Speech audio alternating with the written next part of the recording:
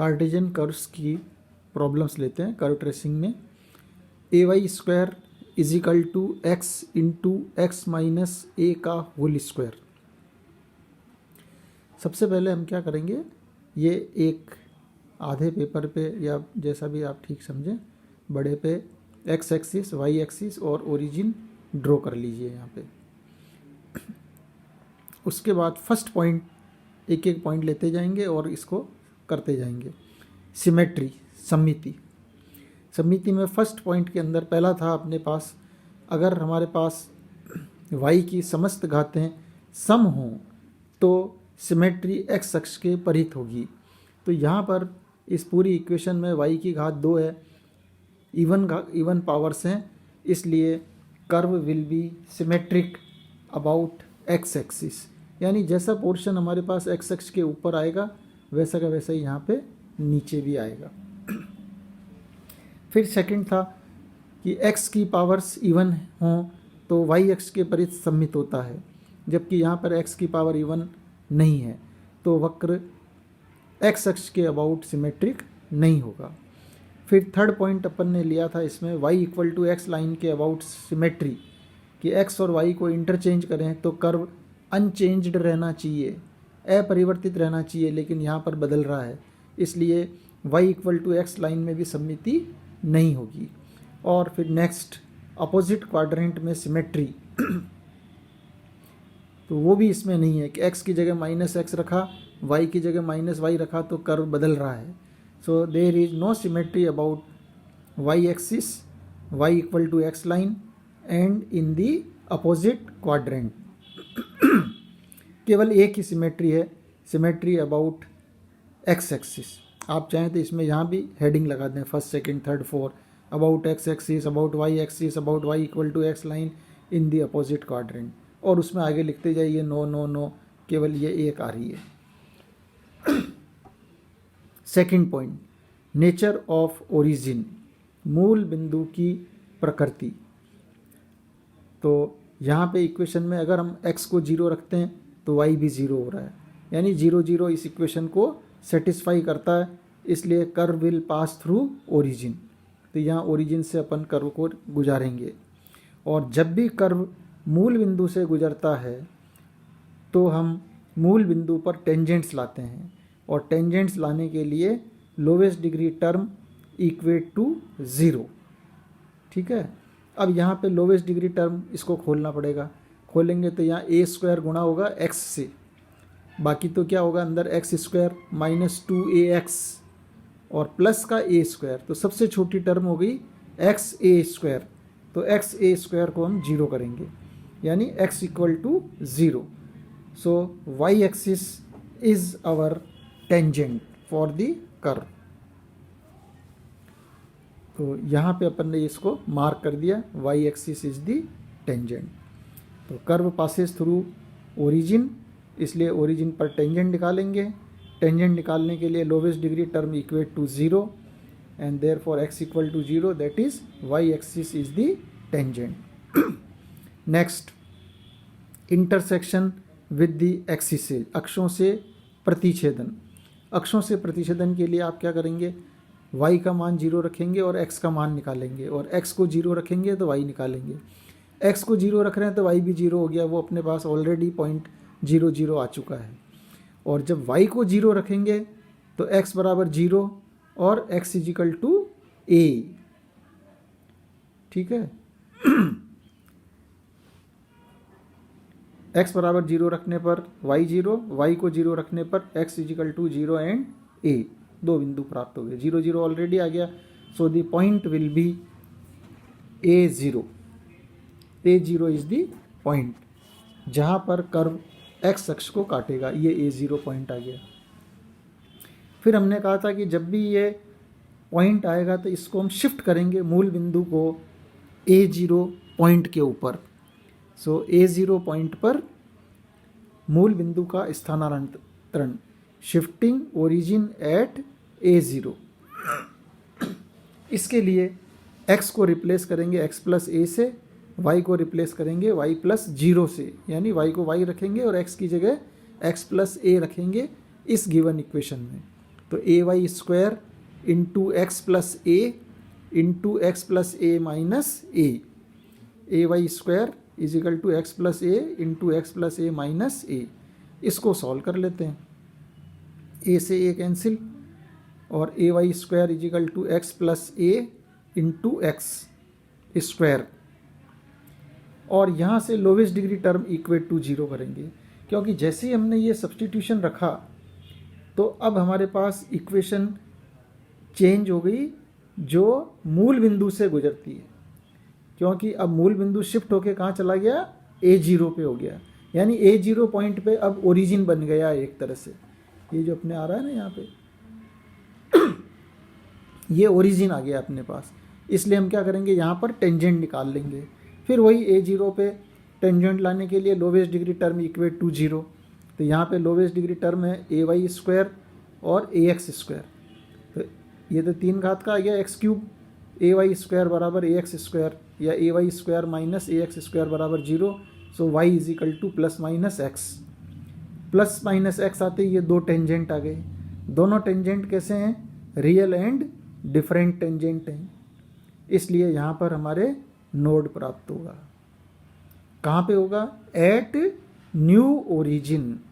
New origin कौन सा है, A0, तो इसलिए हम क्या करेंगे, एक तो A0 पर वक्र काटता है, A0 पॉइंट ड्रॉ करेंगे, A0 पॉइंट के ऊपर ये 2 टेंजेंट बनाएंगे, और ध्यान रखेंगे कि A0 पॉइंट के ऊपर हमारे पास नोड प्राप्त हो रहा है।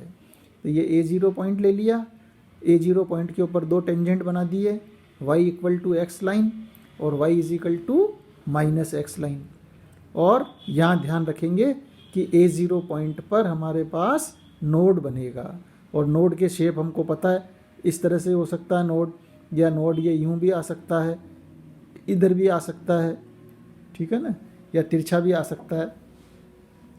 तो इसी प्रकार का अपने को शेप बनाना है, केवल इतना हमको पता लग गया कि A0 पर नोड होगा। तो जब भी नोड बनता है तो कर्व्स ईजी हो जाते हैं, क्योंकि वहाँ पे टेंजेंट भी पता लग गए और इजीली हमको शेप भी दिमाग में हमारे पास आ गया है। नेक्स्ट एसिम्टोट, जो अपने पास 4th पॉइंट है, एसिम्टोट। एसिम्टोट्स में अपन ने 3 चीज़ें कही थी। सबसे पहले हम पैरेलल एसिम्टोट्स देखेंगे, parallel to x axis.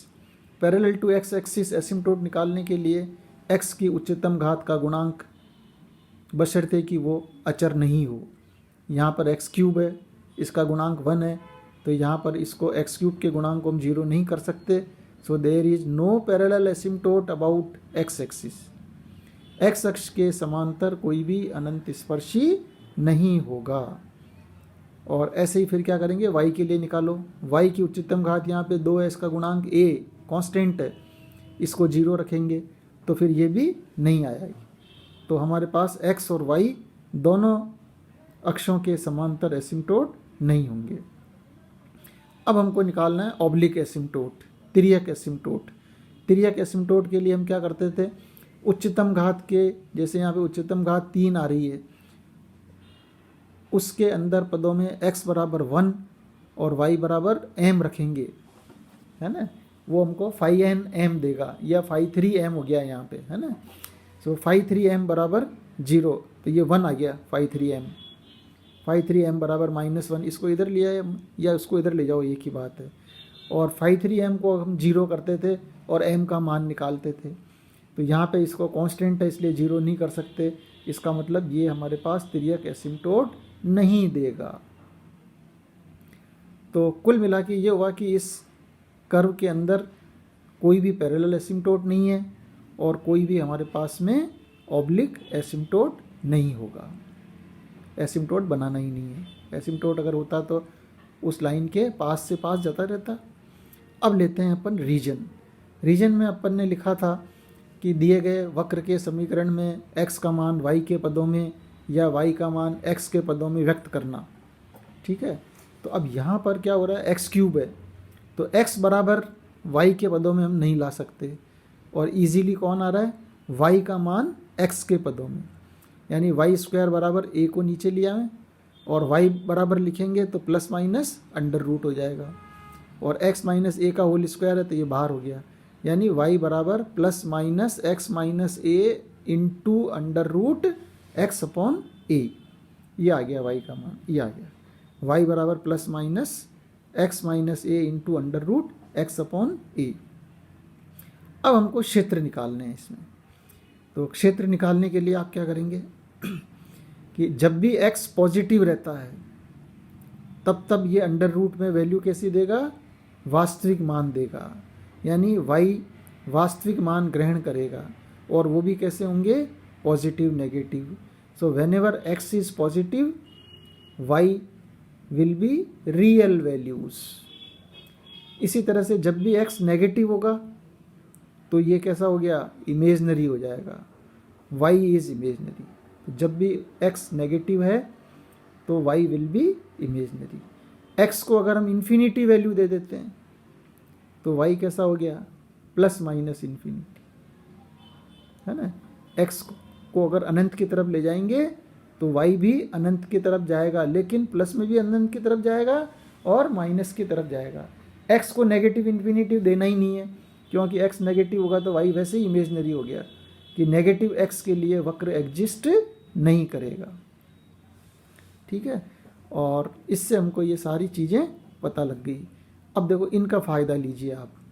x is negative, y is imaginary, यानी x नेगेटिव होता है तो y इमेजनरी, यानी हमको इधर की तरफ वक्र नहीं बनाना है, x की नेगेटिव साइड में वक्र नहीं बनेगा। और जब भी x इन्फिनिटी की तरफ जाएगा इधर आगे तो y भी अनंत की तरफ जाएगा, इधर भी जाएगा इधर भी जाएगा, यानी इधर x बढ़ाओगे तो y बढ़ेगा, प्लस में भी बढ़ेगा और y माइनस में भी बढ़ेगा। तो इसलिए हमको यहाँ से पता लग गया कि जब भी आपको x बढ़ा रहे हैं तब क्या हो रहा है, ये प्लस में जा रहा है इधर और y इधर नेगेटिव में जा रहा है। अब इन सारी चीज़ों को अपने को फिगर में डालना है। सबसे मोटी चीज़, ऊपर नीचे दोनों तरफ सिमेट्री, x बराबर 0 y बराबर 0, ओरिजिन से वक्र गुजरेगा और ओरिजिन के ऊपर टेंजेंट अपन बना चुके हैं, ये रहा, y बराबर 0 इज दी, कहाँ गया, ये रहा,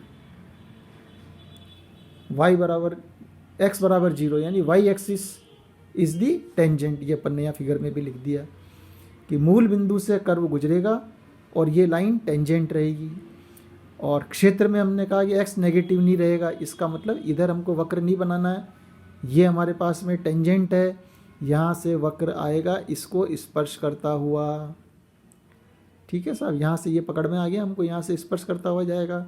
A0 पर दो भिन्न भिन्न टेंजेंट हैं, यहाँ पे नोड बनेगा, ये दोनों टेंजेंट अपन ने ड्रॉ कर लिए। जब ये टेंजेंट है तो A पर A0 के ऊपर यहाँ से कर्व यूँ टच करेगा और इधर से यूँ करेगा, इधर से भी ये टच करा दिया हमने, यहाँ से यूँ और इधर से यूँ, बस। और बाकी हमको पता ही है, क्योंकि ये नोड है इसलिए नोड का शेप बना देंगे। A0 पर इधर जाना नहीं, इधर बढ़ाते जाएंगे, तो इसलिए ये नोड केवल ऐसे ही बनेगा, क्योंकि यहाँ से तो टच कर ही रहा है, ओरिजिन से जा ही रहा है, तो इसको आप यूँ मिला दीजिए। यहाँ से ये टच करता हुआ यहाँ से आना चाहिए, यहाँ से टच करता हुआ निकलना चाहिए। इसी तरह से ये टेंजेंट चल रहा है पूरा, यहाँ से टच करता हुआ ले जाएंगे, है ना। कई बार क्या है कि ये बिल्कुल टेक्निकल चीज़ें हैं, आप क्या करते हैं यहाँ से इसको सीधा बना दिया यूँ ऐसे, तो फिर ये आपका टेंजेंट नहीं दिखेगा। तो ये ध्यान रखिए, थोड़ा सा इसको यहाँ से टच करके लाओ, यहाँ भी टच करके लाओ, यहाँ भी टच करके लाओ, बाकी तो मिलाना ही है अंदाज से। और ये x बढ़ाया इतना आ गया, y बढ़ा, x और बढ़ाया तो y और बढ़ गया, x और बढ़ाया और बढ़ गया, तो ये बढ़ता चला जाएगा, ठीक, ऊपर भी जाएगा और नीचे भी जाएगा। तो इस प्रकार से हम कर्व ट्रेस कर सकते हैं।